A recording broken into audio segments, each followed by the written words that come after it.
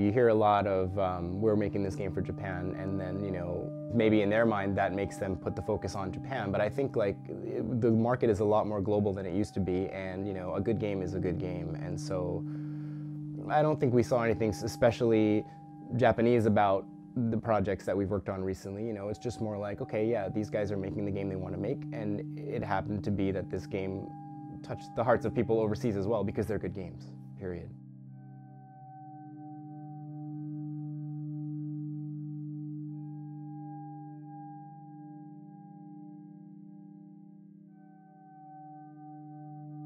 2016年の後半9月に担当作の「ペルソナ5」を出せて、僕としてはそのユーザーさんが楽しんでくれるかどうかっていうのにものすごく集中してた時期なので、ちょっと周りのゲームがどういう評判だろうかとかで全然気が回らなかった時期。ただ発売時期の調整とかしながら割と営業の方とかプロモーションの方とか聞いてたんで、たくさんのタイトルが集中してるっていう自覚はすごくありました。2017年入って年明けて少し落ち着いて、多分ニアオートマタとかが確か出た。ユニークなゲームが出たなという印象がすごくあります。ちょっとその欧米のタイトルとは違うジャンルというか、そのカテゴリーのゲームが出たなと。で、個人的にはそれは欧米のタイトルがスーパートリプル A とかとすごくインディーゲームに二極化してる中で、日本のゲームはそのスーパートリプル A を作れない状況の中で一生懸命頑張った結果、その中間にすっぽりはまったちょっとラッキーな出来事だったなというふうに僕は考えてます。2話の開発が終わって自分でプレイしてみたら、どれもすごい出来が良くて、溜まってたゲームやってたらまたその後にすぐたくさんまたいいゲームが出てきたので、それらをプレイするのにすごい、夏ぐらいまでいっぱいゲームを消化してたっていうので、その時落ち着いて考えてみたら短い期間でしたけど、すごくいいゲームが集中してた時期だったなって思いました。最後にプレイしたのがゼルダだったんですけど、一番評判もいいというかとんでもないゲームだなと思って、こんな一時期に日本からのゲームがたくさん出るようなことあるんだなと思って、ちょっと不思議な感じは覚えてました。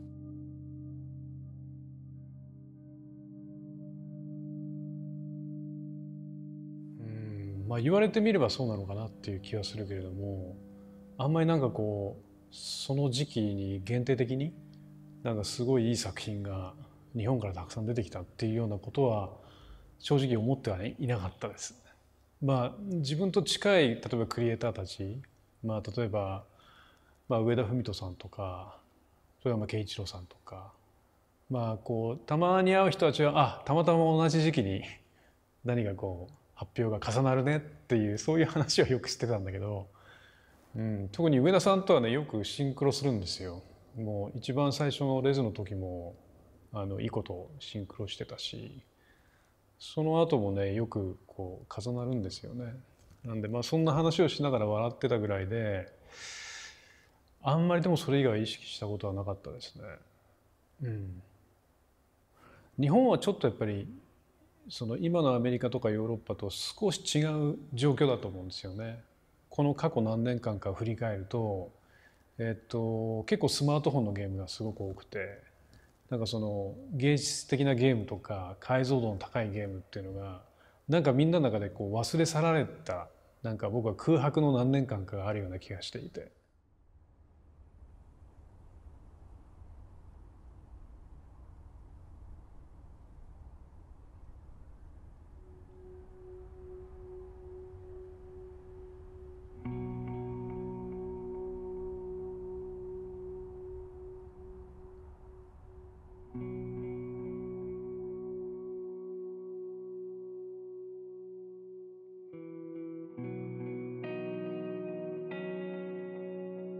There was this sort of period during the PS3 era, right, where Japan was struggling and everybody was, calling for the doom and gloom and it's the end of Japan and blah blah. Even some Japanese game creators were saying Japan is finished. But I think in my opinion, it's not that, you know, suddenly Japanese games have become amazing or anything like that. It's always been there. The creativity has always been there. But I feel like, you know, there was a sort of, what would you call it? Like a lack of identity. There was like an identity crisis that happened during the shift from like, you know, probably like PS2 era to PS3 era, where like technology, Japan wasn't quite caught up with the technology, and Western games were starting to become really big and sell really well. And there was sort of I think almost like a panic, you know, like what are we and what are we supposed to do? Like we can't keep up with the tech. Should we be making first-person shooters? You know, should we be doing that sort of thing? And like, so for a couple of years there was like a lack of a clear identity, I feel like. PS3 の世代ではそのあたりでちょっとすごい PC 寄りのアーキテクチャに変わったりもして、まあこれは本当よく言われてたと思うんですけど、日本のゲーム業界がちょっとこうなんですか、少しうまくいかない時期があったというところが、でそこからの、やっぱり頃ってPS4 がすごく、世界的に受け入れられたというところで、それまではいわゆるスマートフォンのゲームが日本ですごく優勢になったりとか、少しどこに注力していいのかとか、あと、海外ではこういうゲームが売れるから海外に売れるような作品を作らなきゃいけないのじゃないかみたいな、でそういった試みがあまりうまくいかなかった。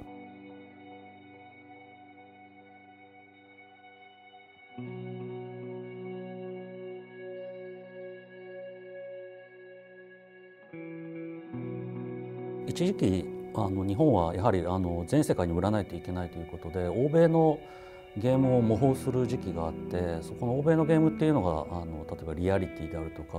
ビリーバビリティとか、その点を大事にしてるなというふうに感じてたんですが、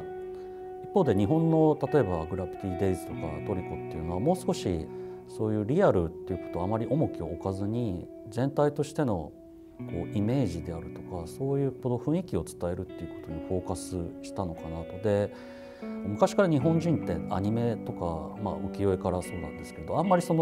んとリアルに物事を描くっていうことにアートがフォーカスしなかったので、日本人としては割とそういうぼやっとしたはっきりしない世界っていうのは馴染みがあるというふうに考えていて、それは欧米との違いなのかなというふうには個人的には思ってます。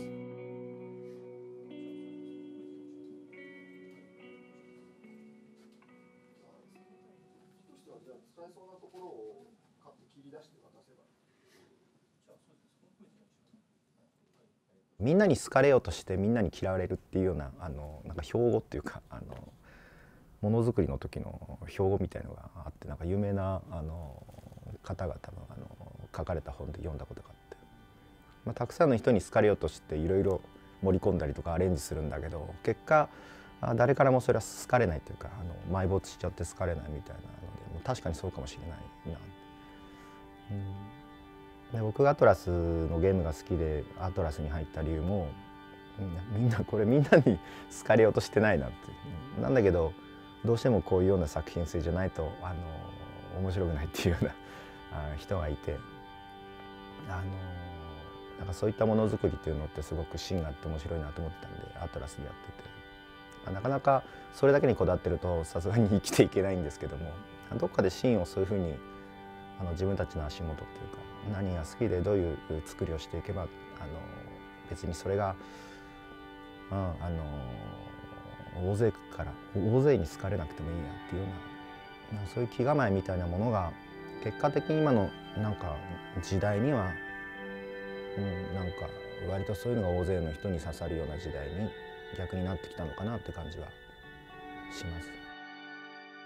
開発費が大きくなっている一方で、どこにターゲットに持っ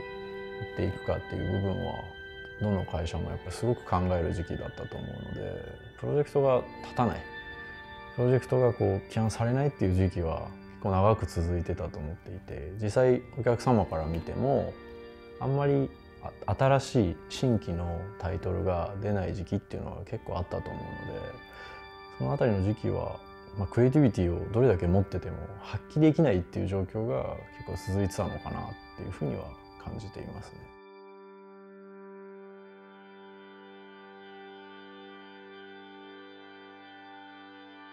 作り手側は多分いろんな意味でこうなんていうかエナジーっていうかなんかそのちょっと溜まってたものがあると思う。こうマグマというかなんかその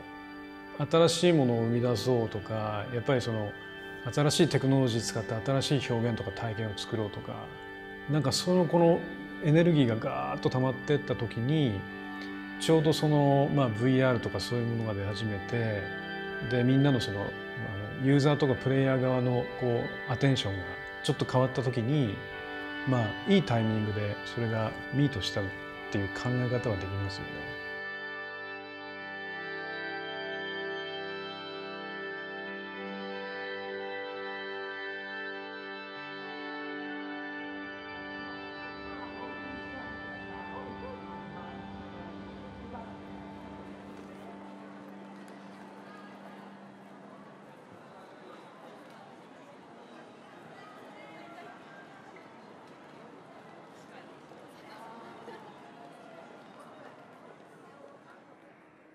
僕一番最初にゲームリリースしたのはもう1998年の「天誅」という忍者のゲームに最初関わってたんですよね。で初めて作ってあのゲーム自体が日本より海外の方が売れたんですよ。で初めて E3 とかも行ってなんですかねそこで世界のゲーム業界の中の日本のタイトルって当時まさに黄金期だったと思うんですよね。で物迷う時期があってでですね、最近のはむしろなんですかね一周回ってちょっと開き直ってるのかなとちょっと思うんですよね。でちょっと象徴的な話としてですねこれは2012年ぐらいで時に僕ちょうどカプコンで、当時 UBI のクリエイターと一緒に開発をしようってこうやってたんですよ。で企画の話とかをしてる時に僕らはやっぱりその頃、欧米で受けるためにはやっぱこういうのいるんじゃないのみたいなことをそういう発想を持ってたんですけど、向こうの人からしてみると「お前らなんで真似すんの?」と「お前らしかできないことをやればいいじゃん」っていうようなことを逆に言われてそりゃそうやなっていうところをちょっと思ったんですよね。基本的にはタイトルだけの要因ではないと思うんですよね。一つは、欧米において相変わらず人気の高いいわゆるメガヒットタイトルというのは相変わらず存在はしていてでそれはいいセールスを上げていると。ただ一方でやはりそれもシリーズ化されてきてプレイヤーからすると少し飽きてきた感じもある中でやはり、ちょっと違うタイトルも遊んでみたいというマーケットが求めた欲求がそろそろ出てきたっていう時期でもあったのかなと思います。でその中で一方で、日本ライクというかなんていうんですかね、その欧米のマーケットにそういう変にこびたタイトルではなくて、アジアもしくは日本というリージョンに向けて独創性の高いタイトルっていうものを貫いたものがむしろ新鮮に捉えられて結果的にいい結果につながったんじゃないかなとは思います。当時というかですねこれもさっきのちょっと大きな流れの話に戻るんですけどもまさに2010年前後の海外を意識した作りの時代があってやっぱりカプコンもそういうところあったんですよね。で日本でもう一つ僕大きいなと思うのが、ソーシャルゲームの一大ブームがあったのがまさに2011年12年あたりなんですよね。でそこで、結構お客さんも開発の人間もねそっちに行ったりとか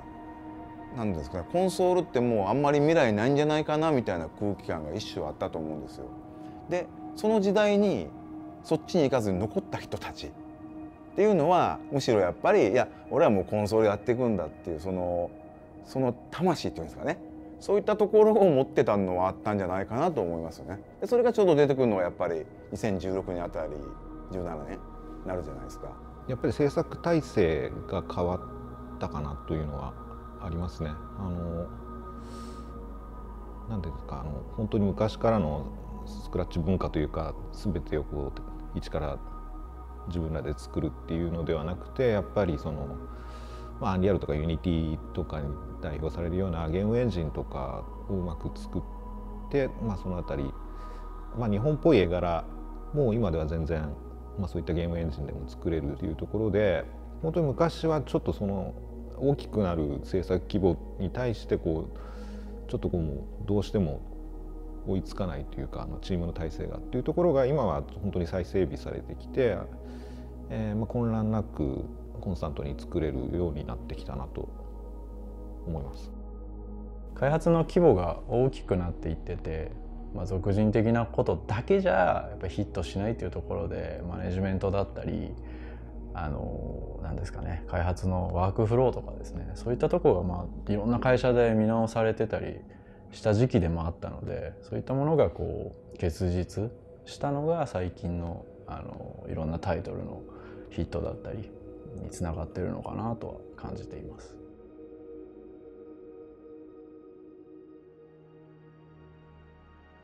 アトラスは何て言うんだろうな、そもそも海外でどういうふうに受けようかみたいな戦略をあんまり持たないで、なんていうかおかげさまで増えてるアトラスのファンにどういうふうに喜んでもらうかだけに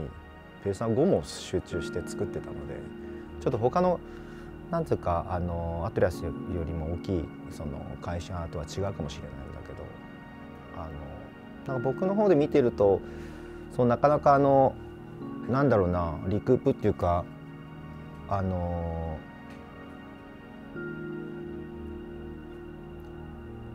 やっぱ開発費がすごくかさんでしまう世の中になってきて、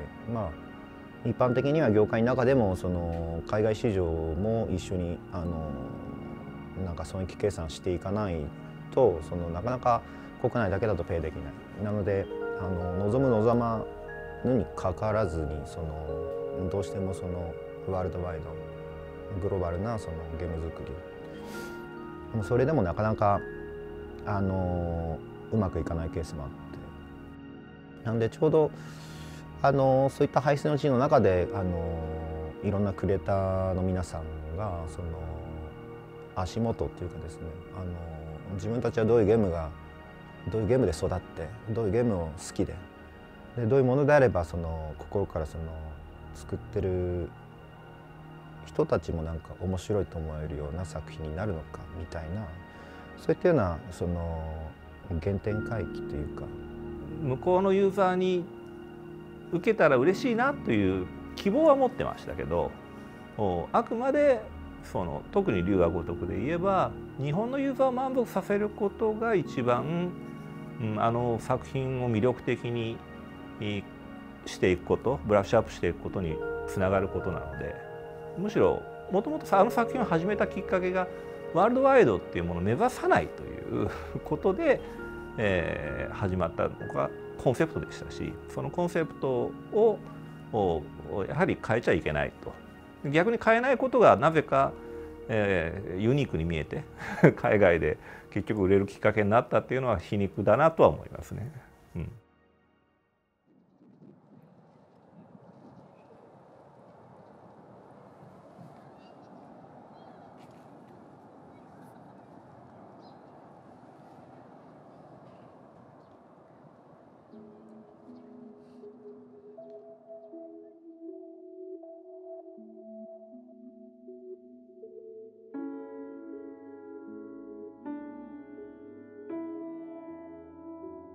Basically, living here, living in Japan, one of the things I like about this country in general is that there's sort of a craftsman's attitude about everything, down to like the sandwiches in the convenience store. Like, everything, there's like an intricate level of care put in the smallest details. And I feel like with games, that was always one of Japan's strong points, is just attention to detail and care about small, like in a game perspective, maybe there's like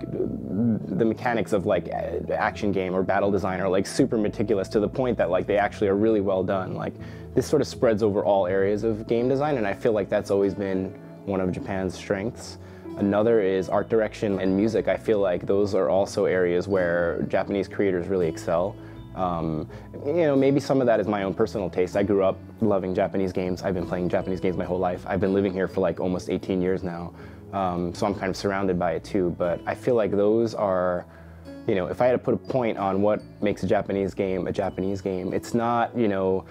because back in the day, people were always like, oh, those wacky Japanese games, whatever. There's nothing wacky about it. They're just trying different things. They're being, you know, interesting and you know, I think it's art direction and it's music and it's attention to detail. 日本らしさっていうのはつまりなんだろうな、なんかたくさん大勢の人にできるだけ広めるためのゲームデザインっていうよりもすごくなんて言うんだろう、ガラパゴスじゃないけどすごくその自分たちはどういうゲームを例えば愛していてどういうものだと一番ワクワクできてみたいな、そういうものになんか立ち返るようなものなのかなっていう感じがします。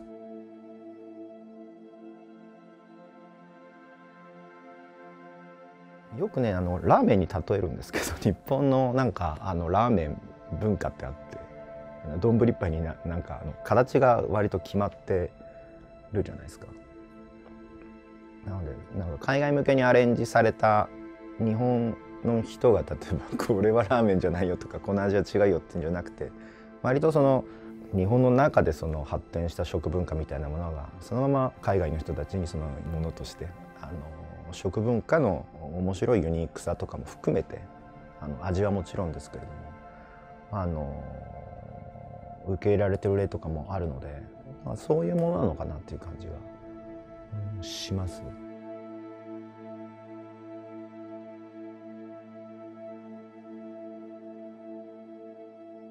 日本のゲームらしさはやっぱり作り手のなんていう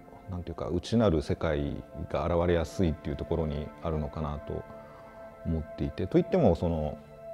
なんか特殊なっていうわけではなくて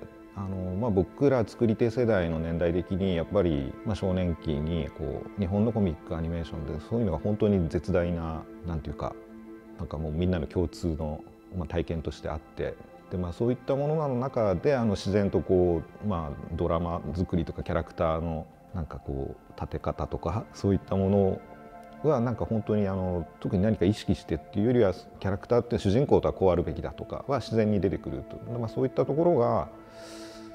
ある種日本らしさって言われてるものになってるのかなとは思ったりします。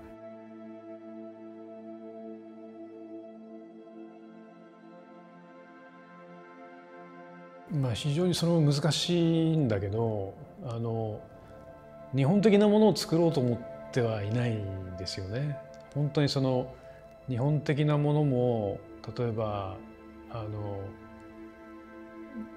欧州的なヨーロッパ的なものとかなんかその何かにこう依存するものではなくてもっと人間の根源的な本質的なものをやろうっていうふうに思って作ってるんで。あんまりそこにこう日本っていうのは本当に意識してないんだけど、でもその作っていくプロセスの中でもしかすると僕の中に染みついている考え方とか日本的なそのものの考え方が作用した可能性はあると思う。それがもしかするとちょっと禅的に映ったりとかなんかその俳句っぽくなんかその、よく日本だと行間を書くって言い方をしますよね。なんかその文章と文章の間のその何も書かれてないところに何かのイメージを読み取るみたいな、本当に少ない言葉で何か大きなイメージを想像するっていうそういうちょっとハイコンテクストなところがあると思うんだけど、そういう特徴はあるかもしれない。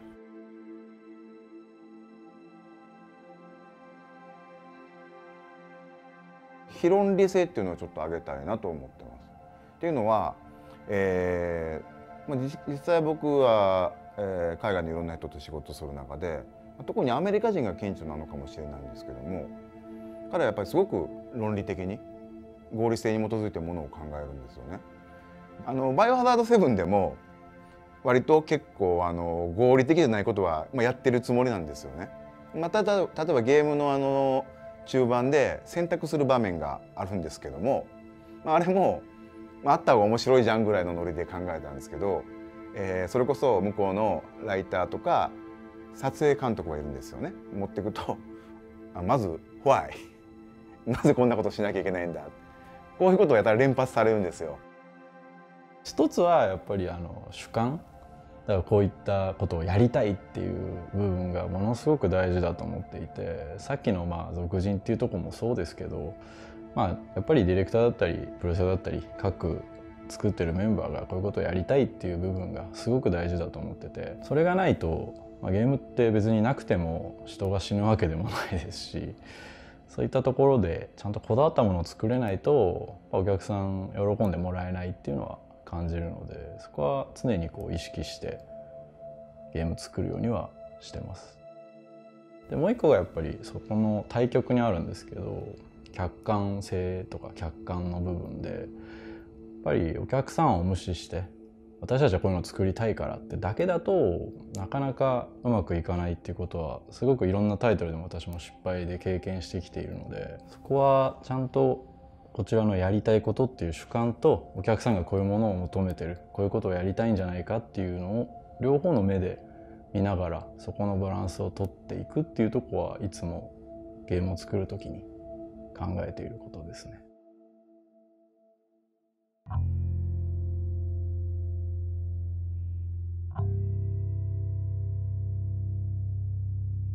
20年以上前、そして今でも同じものがあるとしたら、多分基本的には仕事が丁寧だということだと思うんですよね。ゲームは最終的に触って遊ぶものインタラクティブな遊びなので、そういう手触り感であったりとか、あとは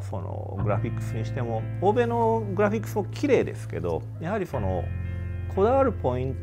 トのミニマルな部分で言うと日本の方がやはりこだわると思うんですよ。だからそういうところは全て含めてインクルードして表現するとしたら、結局は日本のゲームの良さって、限りなく丁寧に作ることなんじゃないかなとは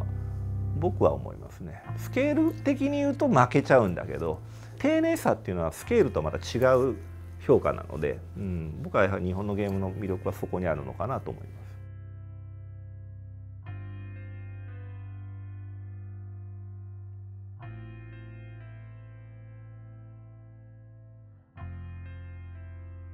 欧米の開発現場っていうのは日本に比べて非常にシステマティックできちんとしてると。いろんな職業も分担されていて、ミドルウェアもきちっと整備されていて、みんな使い方を学習していると。でレベルデザイナーも何をやればいいかもきちんと分かっていて、ある種トラブルが少ない作りになってるなというふうに感じています。一方で日本はそういうシステマティックなものづくりの現場を作ることに失敗してしまって、いろんなトライアンドエラーをいまだに繰り返していると。それは時には批判も浴びてるんですけれども、そうした現場においてディレクターが何をしなければいけないかというと、結局ひたすら頑張るとか、すごく古い根性論みたいのを振り回したりしてやらないといけないような状況が実際には存在していて、そうしたところがある一つの個性にはなっているなというふうには感じています。なのでディレクターの権力が強いというよりは、日本のディレクターは傲慢でわがままなことをやらないと最終的な形にゴールしないっていうのが僕の思ってる現状ですね。でそれが結果的に欧米の製品と日本の製品の違いを生み出してるのかなと。特にAAAタイトルとかは比較的トラブルを起こしてはいけないので、逆にゲームの仕組みとかがきちっと整備されてるとか、そういうところがあるんですけれども、日本のゲームはそこ整備されてないんで、僕みたいにオートセーブやめちゃおうぜとか言えるんですけど、欧米の例えばAAAのタイトルでそれやったらみんながすごいブーイングを出してくるのが分かるので、そういう意味では僕らは自由な立場にいるなというふうに考えています。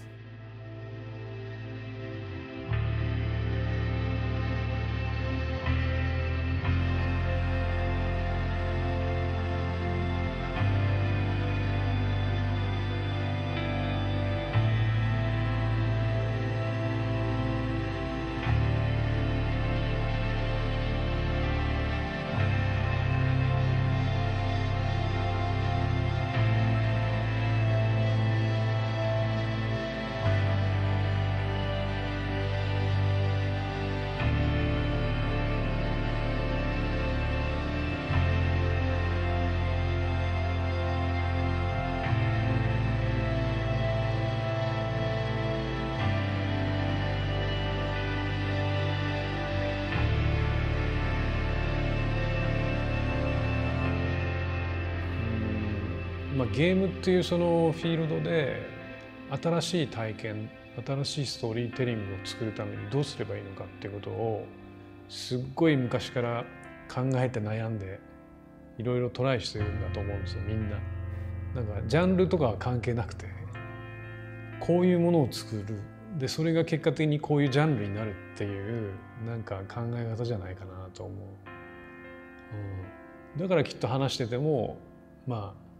話が面白いのかな。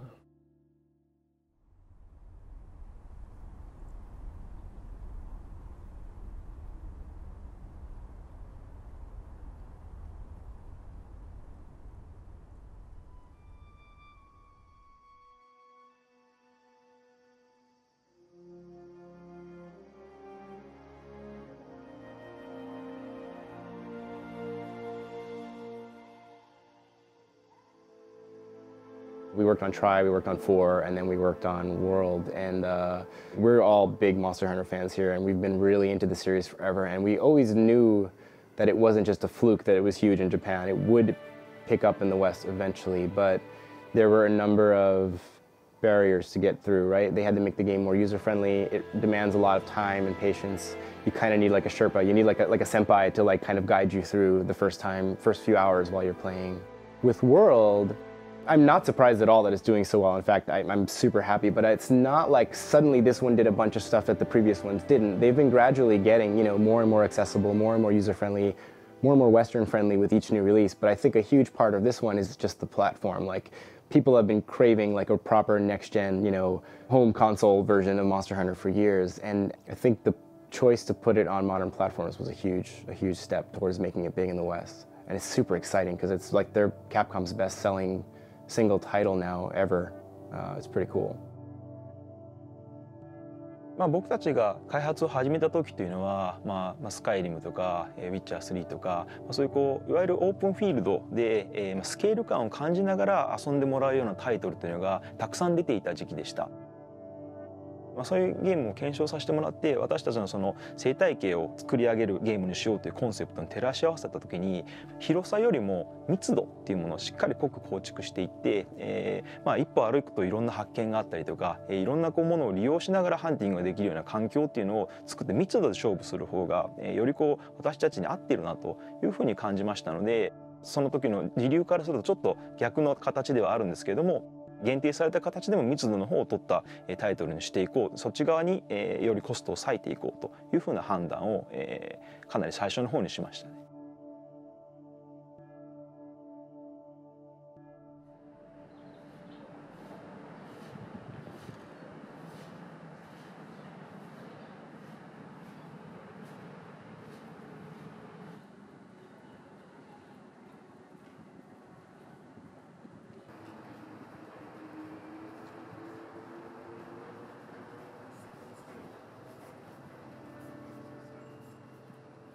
僕が業界に入った頃にそのなんかヒットするっていうか喜んでもらうゲームを作るには本当若かったので条件2つだみたいな面白そうにまず見えてで実際にプレイすると面白いものであれば多分みんなが多分、喜んでくれるんじゃないかみたいに若い頃思ってたんですよ。つまり面白そうに見えるっていうのはまずお金をそのお客さんが払う前にその注目を、面白そうだっていうふうにお客さんが想像できてで実際にプレイするとその想像を超えるような想像通りかもしれないし想像を超えるような面白さみたいなものが詰まってるっていうのが、理想なのかなと思うんですけど。とにかく難しいんですよね、この2つをクリアするのが。非常に嬉しく思ってますね。やっぱり私自身も日本産のゲーム好きでたくさんプレイしていますし、先ほど言ったようなチャンスが少ない状況も変わっていってどんどんまた新しいタイトルだったり、シリーズものであっても新しいチャレンジっていうものがしやすくなっていくと思うので、そういったところでは、この流れがずっと続くように私もいいゲームまた作っていきたいなっていうふうに思ってます。いやあれ買ってよかったって言われてファンからこう声かけてもらうその喜びはその一言一言はまた年を年を追うごとにこう価値が高くなっているというかね、そこに勇気づけられながらまたこうどんどん向かっていかなきゃいけないので。ゲームっていうそのなんていうかアートフォームっていうのかな、すごいユニークだし、とてもやっぱりこう他にないなと思うのは、技術とともにどんどんこの表現とか体験がアップデートされていくんで、ここにこうリミットはないですよね。これがやっぱり他のメディアと全然違うと思うんですよ。だからそこにこうね、作る側もどんどん進化し続ける。だから例えばこの先60歳とか70歳のゲームクリエイターが多分いっぱい出てくると思うんだけど、多分円熟すればするほどもっとすごい経験とか体験を作ることができるっていう側面もあると思うんですよね。それってすごくなんていうかな、映画がそうだったじゃないですか。音楽は比較的若い時にこう活躍する人が多くて、映画は意外とこう年を取れば取るほどいい作品を作るっていうことが出てきたりしますよね。ゲームは僕はそれ以上じゃないかなと思う。やっぱり経験のデザインだからゲームって。まだまだ発展途上とはいえ、日本でも世界でもまたそのアジアなども含めた世界中でいいタイトル、受け入れられるタイトルっていうのを作っていけば、受け入れられていただけるような状況っていうのが一つこう結果を出せたのかなと思うところがありますんで、同じように日本のゲーム会社も海外に向けて展開していくきっかけになるかもしれませんし、逆にこう海外のゲーム会社からしても日本の据え置きの市場っていうのも広がったところもありますし、しっかり受け入れられるものを作っていけば土台っていうのが出てきている可能性があると思っているので、そのいいものは世界で売れていくっていうような状態になっていってくれると、すごくこうより可能性が広がって未来が見えてくるんじゃないかなというふうに思いますね。境目じゃないいわゆる好きなもの同士の、コミュニティっていうのがどんどん発達してるんで、それってもしかしたら日本のね、今までもニッチって言われたやつがニッチなんだけど世界で合わせれば一定の数があるっていう状況になってきてるんで、もちろんクリエイティブとしてもビジネスとしても今後やっていけるのかなっていうイメージはありますね。でもう一つがやっぱり実際プレイする人って何でもやるし、作る方もね、いろんなことやったりするじゃないですか。なんでそれぞれのやってきたこととかノウハウとかがどんどんクロスオーバーしていってるのが現状だと思うんですよ。でね、そういう意味でなかなかこのカオスな中からそしてどんどん次々にコンテンツが作られてっていう意味では作り手としても遊び手としてもなかなかこう楽しい状況なのかなと純粋には思いますね。